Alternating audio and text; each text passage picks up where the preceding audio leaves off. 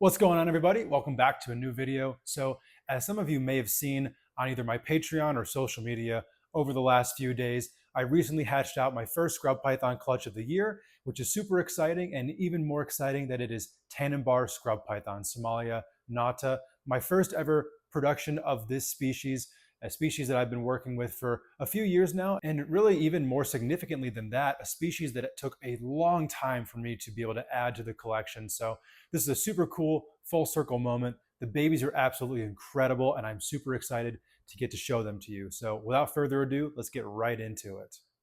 All right, so this is a video I've wanted to make for quite some time, and I am so happy to be able to do this. Here it is. This is the first clutch of the year of scrub pythons.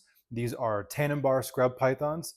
The pairing was an axanthic patterned male to a xanthic or gold patternless female. And here they are. So these guys hatched out a few days ago. Have them still just chilling in the incubator. Two of the babies right here. We'll definitely peek under the hide in a second. So this clutch right here is super special for a number of different reasons.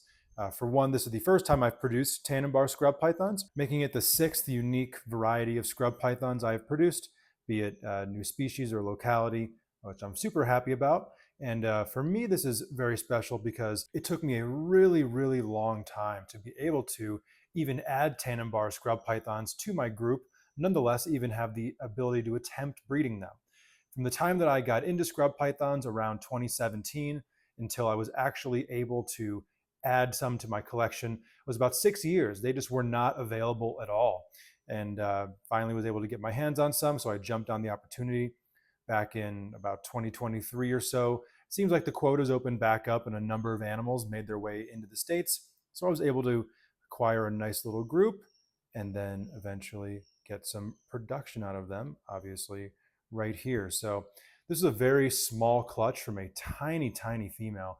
Obviously, Tanimbar scrub pythons are, more or less the dwarf of the Somalia genus, with adults getting about 5 to 7 feet on average. And with that said, the babies are just absolutely tiny relative to the rest of the scrub pythons. I mean, these guys to me almost more kind of equivalent to baby carpet pythons and baby scrub pythons size-wise.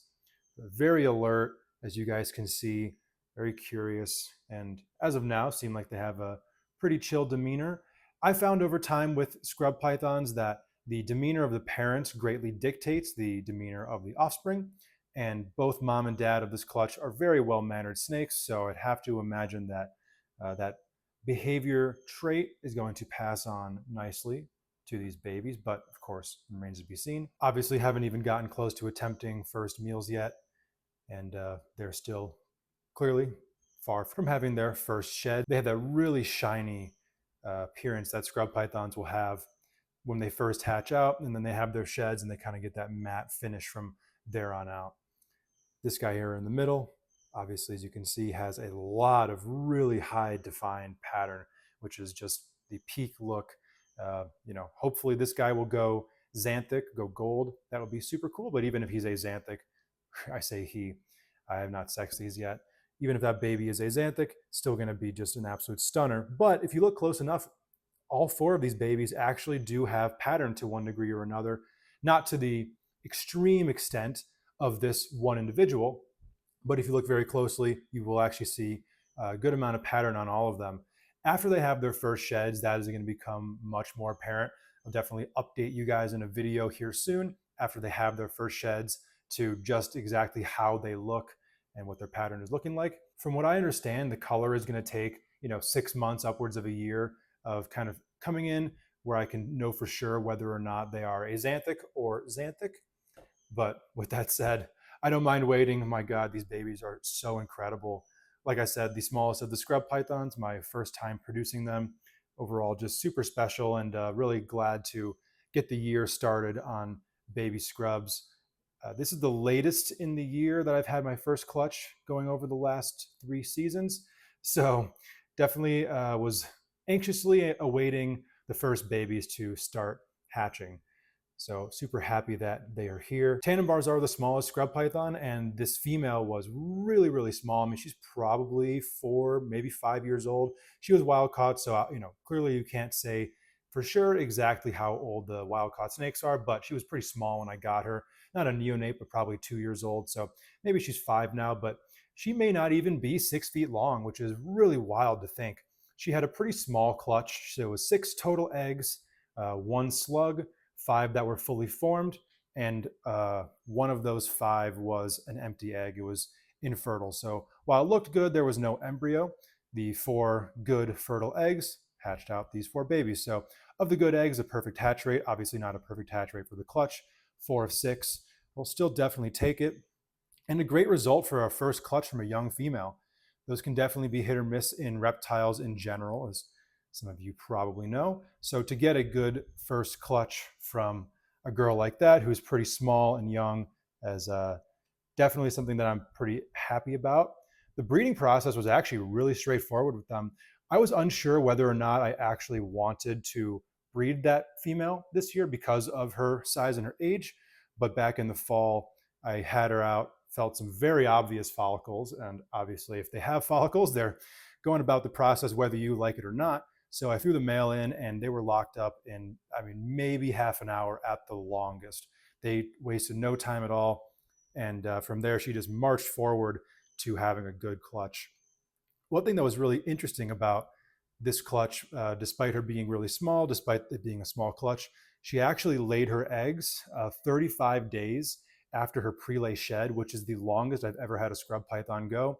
On average, they're around 30 days.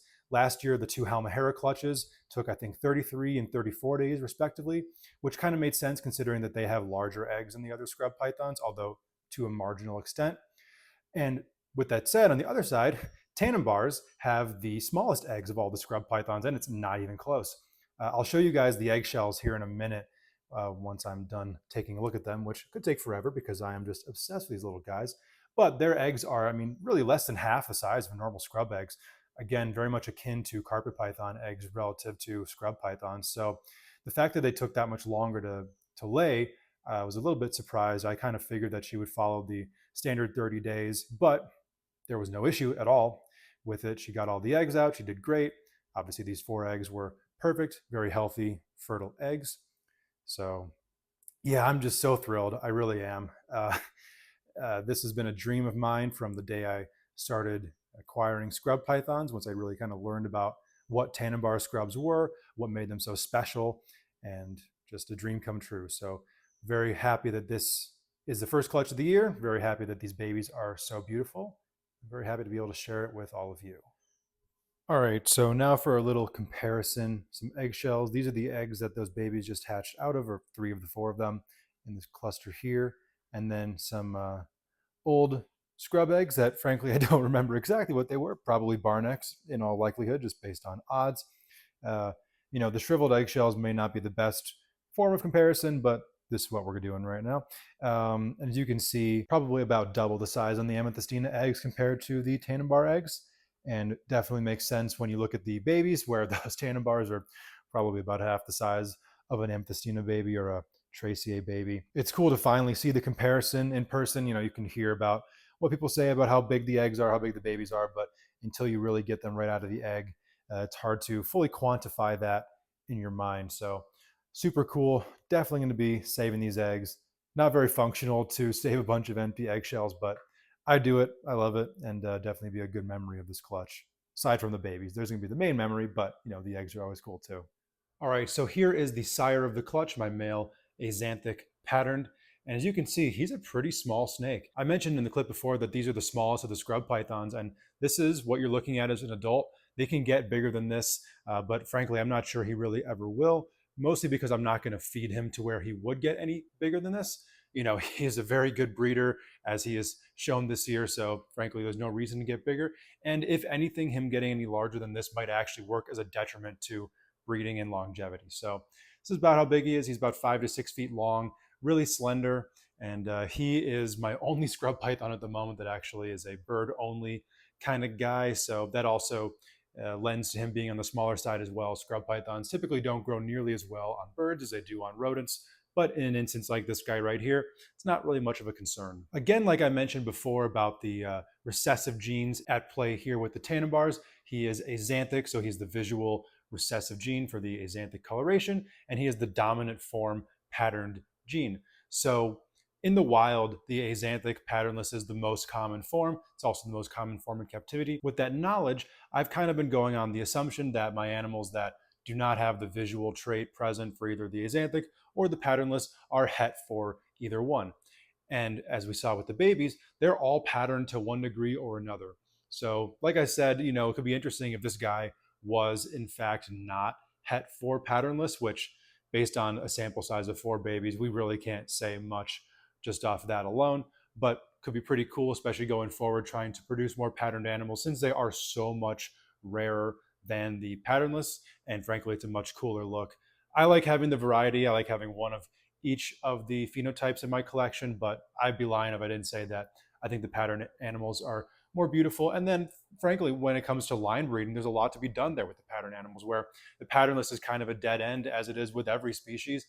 You could work on the color, of course, when it comes to the patternless, but when it comes to the pattern itself, you kind of are working with what a patternless animal is.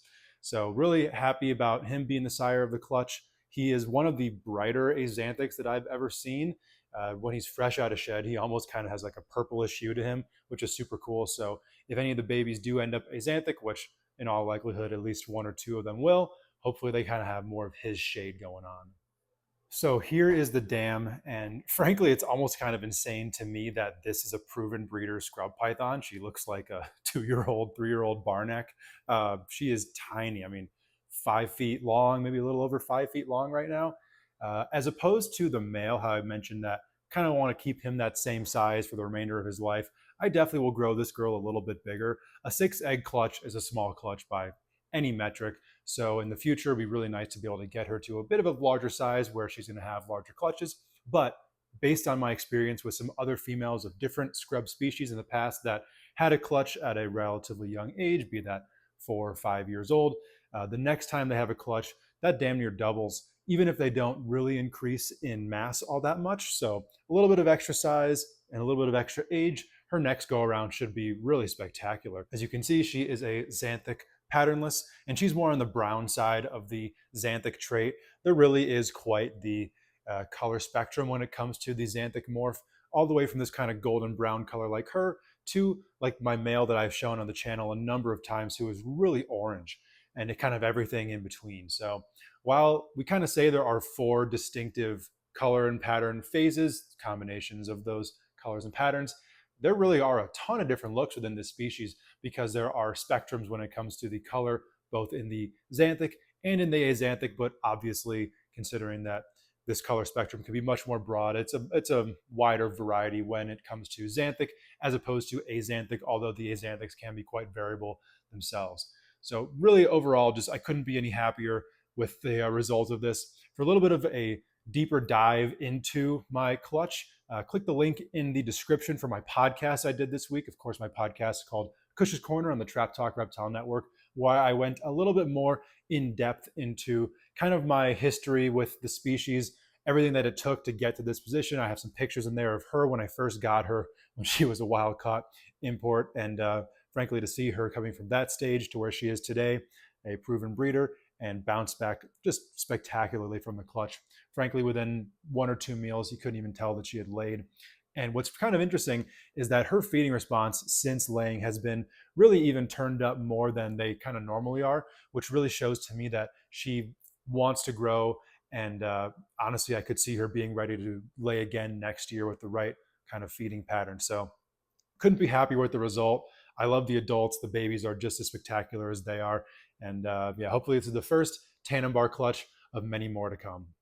All right, everybody, thank you for checking out that video. If you enjoyed it, please subscribe here on the YouTube channel. Please like and share. I drop a new video every single Friday here on the channel.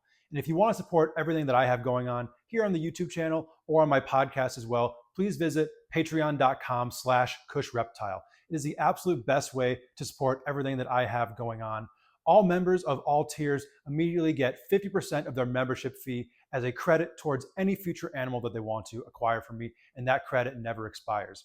Also, as a member of the Patreon, you get first access to any animals that I make available anywhere before the public does in the order of the tiers. So if there's a project that I have that you've been eyeing for a long time, the best way to ensure you have access to it is by going over to the Patreon. Like I just stated, I also have a podcast as well. It is called Cush's Corner and is on the Trap Talk Reptile Network live every Wednesday night at 9 p.m. Eastern Time. It is also available as a playback on Spotify, Apple Podcasts, Google Play, all of the major podcast platforms if you're an audio fan like myself.